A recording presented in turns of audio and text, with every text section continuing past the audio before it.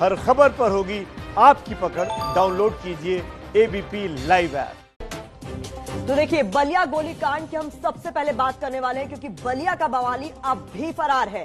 Bulletin की शुरुआत में बलिया की बात करेंगे। यूपी के बलिया में 500 लोगों की भीड़ पर गोली चलाने का आरोपी धीरेन्द्र उर्फ डब्लू सिंह वारदात के 2 दिन बाद भी फरार है। यूपी सरकार ने धीरेन्द्र सिंह की जानकारी देने पर 50,000 रुपए के इनाम का ऐलान भी किया। इस मामले में गिरफ्तार सभी आरोपियों पर गैंगस्टर एक्ट में कार्रवाई होगी।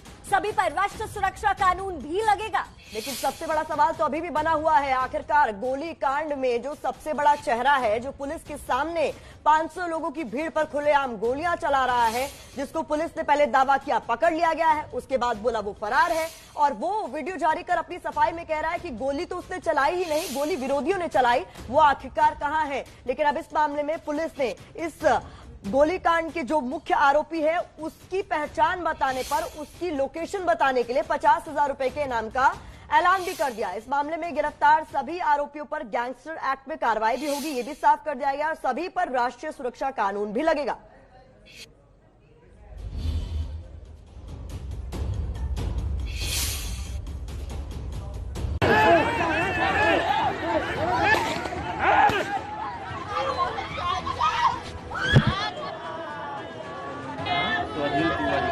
एक सप्ताह के भीतर एफआईआर नहीं किया गया तो रेवती थाने पर हजारों लोगों की संख्या में ले जाकर के बैठूंगा और मैं एफआईआर करा कर। अब चूंकि एसडीएम हमारे सुरेंद्र पाल जी हैं, इसलिए जो मृतक बता रहे हैं कि मृतक उधर से हुआ है वो भी पाल है, इसलिए इन्होंने भाईबंदी करके और प्रधान से मिली भगत। मैं बिल्कुल कह सकता हूँ कि हमारे चुनाव में उसने मदद किया था, लोकसभा के चुनाव में मदद किया था, लेकिन गोली चलाने के लिए नहीं। सहयोगी है तो गोली चलाएगा। मैं इसकी सीबीसीआईडी जांच की मांग करता हूँ पूज्य योगी आदित्यनाथ से, और भाजपा के सभी से प्रार्थना करता हूँ कि उसके लिए सीबीसीआईडी जांच करके निष्पक्ष जांच करा करके जो दोषी है उसको दंडित किया। धीरेन्द्र सिंह उसका आदमी है, जनता तो उनके तरफ से बोलते हैं, और प्रशासन भी धीरेन्द्र प्रताप की तरफ से थे। बलिया के दुर्जनपुर गांव में गुरुवार की दोपहर 500 लोगों की भीड़ में दनादन कई राउंड गोलियां चली। सरकारी गल्ले की दुकान के लिए चली इस गोली में गांव के जयप्रकाश पाल की मौत हुई। जिस आरोपी धीरेन्द्र सिंह पर हत्या का आरोप लगा, उसे पकड़ने की तस्वीर भी सामने आई, लेकिन 2 दिन बाद भी मुख्य आरोपी धीरेन्द्र सिंह उर्फ डब्लू फरार। बलिया गोलीकांड को लेकर योगी सरकार सवालों में घिरी है। सवाल बलिया के बैरिया से बीजेपी के विधायक सुरेंद्र सिंह को लेकर उठ रहे हैं। सप्ताह प्रतीक्षा कर ले रहा हूँ। एक सप्ताह मेरी सरकार है, मैं सबको अधिकारियों को बोल देता हूँ, एक सप्ताह के भीतर एफआईआर नहीं किया गया तो रेवती थाने पर हजारों लोगों की संख्या में ले जाकर के बैठूंगा और मैं एफआईआर करा कर उठूंगा। तो मेरा ही सहयोगी नहीं है, भारतीय जनता पार्टी का सहयोगी। अब कोई दायित्व पर नहीं है कि हमारे चुनाव में उसने मदद किया था, लोकसभा के चुनाव में मदद किया था, लेकिन गोली चलाने के लिए हम नहीं कहते। कोई सहयोगी है तो गोली चलाएगा, ये अच्छी बात है। मैं दुख के साथ कह रहा हूँ कि भाजपा का विधायक हूँ और वहाँ नंगा नाच करके लोगों ने लाठी डंडा से मार मार करके महिलाओं को लमड़ा दिया है और उसकी कोई चर्चा नहीं करा। धन है पत्रकार का जगत और धन है नेता और धन है पुलिस। मैं इसकी सीबीसीआईडी जांच की मांग करता हूँ पूज्य योगी आदित्यनाथ जी से। हाथरस केस को लेकर योगी की पुलिस का दामन पहले ही दागदार हो चुका है। यूपी में वारदात के पीछे जातीय संघर्ष की कहानी भी हावी होती दिख रही है। हाथरस केस में भी दलित बनाम ठाकुरों की जंग दिखी। अब बलिया गोलीकांड के आरोपी धीरेन्द्र सिंह ने भी जाति के नाम पर बलिया के प्रशासन पर फंसाने का आरोप लगाया है। फरार होने के बाद धीरेन्द्र सिंह का एक वायरल वीडियो सामने आया। सुनिए उस वीडियो में उसने क्या कहा।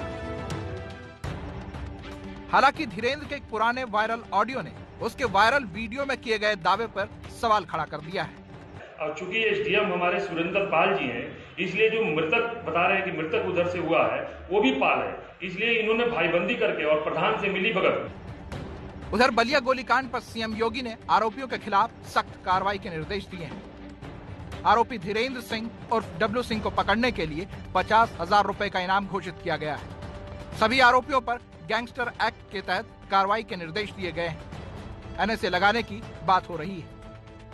इस मामले में पुलिस ने 8 नामजद लोगों में से 2 लोगों को गिरफ्तार किया है। आरोपी धीरेन्द्र सिंह के भाई नरेंद्र और देवेंद्र को पकड़ा गया है। इस मामले में 25 अज्ञात लोगों पर भी एफआईआर है, जिसमें से 5 लोगों को गिरफ्तार किया गया है। यानी इस मामले में 33 आरोपियों में से 7 लोगों की गिरफ्तारी हुई है। ए यादव जी सुनिए, जिस दिन मिल जाएंगे उसी दिन पूछ लेंगे हम। आप जानते नहीं हमको, ठीक है ना? 4 बार विधायक जी के फोन करने के बाद भी आप मत और गश्त कर रहे हैं। हाँ। सारा नखड़ा झड़ जाएगा आपका। आप जानते नहीं अभी ऐसा है कि आप दलाली मत करिए। सुनिए, आप इंस्पेक्टर का काम करिए, दलाली मत करिए यहाँ पे। वहीं मृतक के परिवार ने आरोपी के फरार होने पर सवाल उठाते हुए सख्त कार्रवाई की मांग की है। सुरेंद्र सिंह उसका आदमी है जनवा, तो उनके तरफ से बोलते हैं, और प्रशासन भी धीरेन्द्र प्रताप के तरफ से थे। हम लोगों का प्रशासन पिटिया करके मार रही थी जनवा, उन लोगों को पक्ष में बचा रही थी। तो हम यही कहते हैं जनवा कि प्रशासन क्यों जनवा के अपराधियों को पकड़कर छोड़ दिया। भारी गुनहगार जनवा प्रशासन। उनके भाई को गिरफ्तार किया, देवेंद्र प्रताप को। ये लोग कह रहे हैं कि भाई को गिरफ्तार किया, अभी लगातार कार्रवाई चल रही है। संतुष्ट है अभी तक की कार्रवाई से? विधायक की कार्रवाई से हम जो संतुष्ट नहीं है। नहीं, हमारा यही मांग है जन्मा कि जैसे हमारा भाई का मर्डर हो गया है जन्मा, उनको फांसी की सजा मिलनी चाहिए जन्मा। मैं यही मुख्यमंत्री जी से भी कहूंगा कि ऐसे अपराधी को जो ना कि जीना नहीं चाहिए जन्मा, उसको फांसी की सजा होनी चाहिए, कड़ी से कड़ी सजा मिलना चाहिए। यूपी में हाल ही में 3 बड़ी घटना हुई। पहला कानपुर में विकास दुबे एनकाउंटर, दूसरा हाथरस में रेप और मर्डर, और तीसरी बलिया गोलीकांड। तीनों केस में वारदात के पीछे जातीय संघर्ष साफ दिख रहा है। जाति की आड़ में गुनाह पर योगी की सरकार पर सवाल उठ रहे हैं। तो पुलिस ने 50,000 के इनाम का ऐलान किया है। वही पुलिस जिसकी गिरफ्त से छूटकर आरोपी धीरेन्द्र भागा था। अब आपको दिखाते हैं वायरल वीडियो में धीरेन्द्र ने क्या कहा और कैसे उसका किया दावा उसकी एक वायरल ऑडियो से सवालों के घेरे में।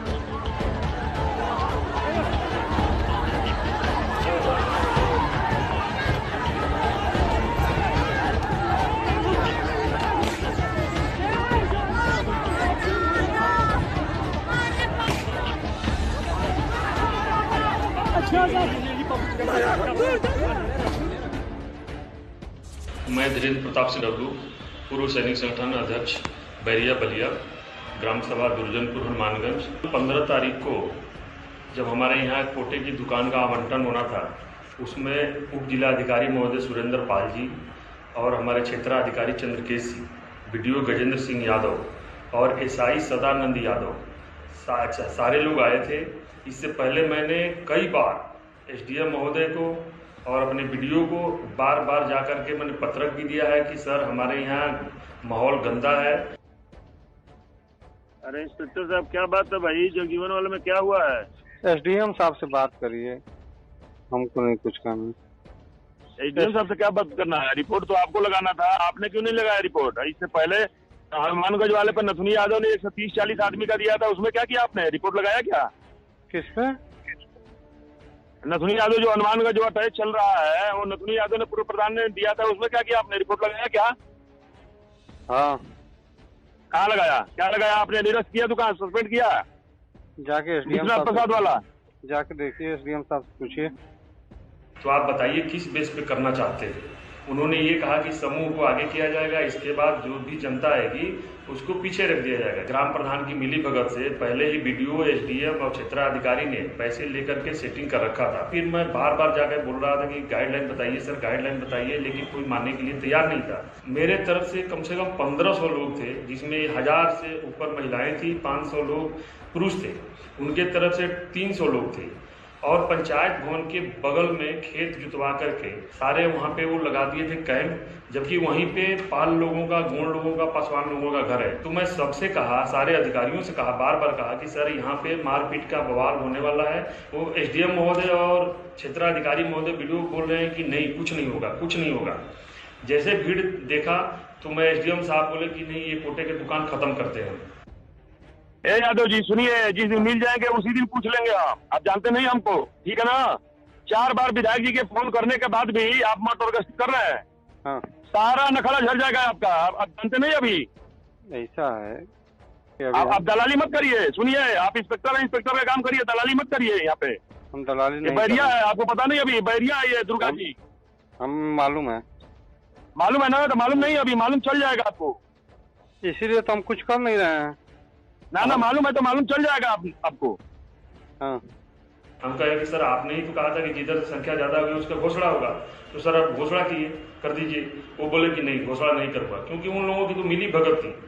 प्रशासन मौजूद है, जैसे एसडीएम, क्षेत्राधिकारी और वीडियो अपनी गाड़ी में बैठे, तब तक 80 साल के बुजुर्ग मेरे पिताजी हेडमास्टर टीचर से रिटायर है, उनको जाकर के सबसे पहले इसी पाल, यही जो अभी पता चल रहा है कि गोली लगी है, इतनी जनसंख्या थी कि उसमें गोली चल रही थी, धड़ाधड़ कारतूस दुनिया भर के सुनाई दे रहे थे। मैं उस समय मौजूदा एसडीएम और कोतवाल के सामने खड़ा था। जब ये देखा कि उधर गोली चल रही, मैं बोला सर मैं हाथ जोड़ता हूँ, देखिए अभी उधर बवाल हो गया। 130 आदमी का राशन वो कर दिया, उसमें कहीं FIR नहीं हुआ। हाँ, वो सीधा आदमी है, वो गरीब आदमी है, तो उसमें FIR हो गया। हम नहीं उसमें तो FIR हो जाएगा। हम उस पर जांच नहीं किए हैं, तहसीलदार जांच किए थे। आप क्यों नहीं उसको? अरे तहसीलदार नहीं किया तो जांच क्यों नहीं किया? इस पर क्यों नहीं जांच किया तुम? सुन, तेरी जवान सही करके बोल, समझ गए? अरे सुन, अगर तेरे दम है तो बैरिया के दिखा, तेरे को आगे दिखा। चल अब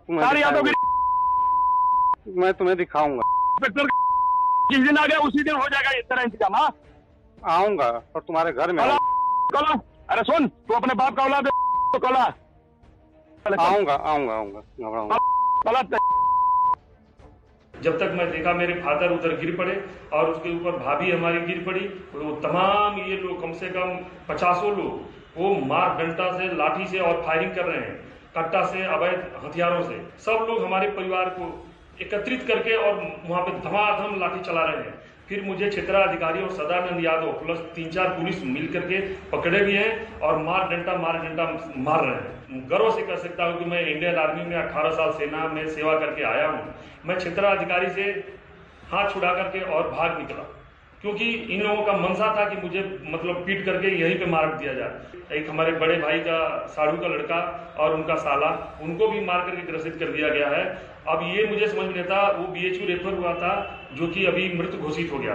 और शासन प्रशासन के लोग, खुद एसडीएम साहब और क्षेत्राधिकारी महोदय मेरे घर पे आते हैं और तुरंत लाठीचार्ज करवा के औरतों पे लाठी बरसाते हैं, बच्चों पे लाठी बरसाते हैं। जो भी गाड़ियां थी, JCB थी, बोलेरो थी, स्कॉर्पियो थी, मेरे स्कूटा कार थी, बुलेट थी और बाइक थी, वो सब तोड़ फोड़ दिए, उठा के भी लेके चले गए। टीवी, फ्रिज, कूलर जो भी था, अलमारी वगैरह सब कुछ तोड़ दिया।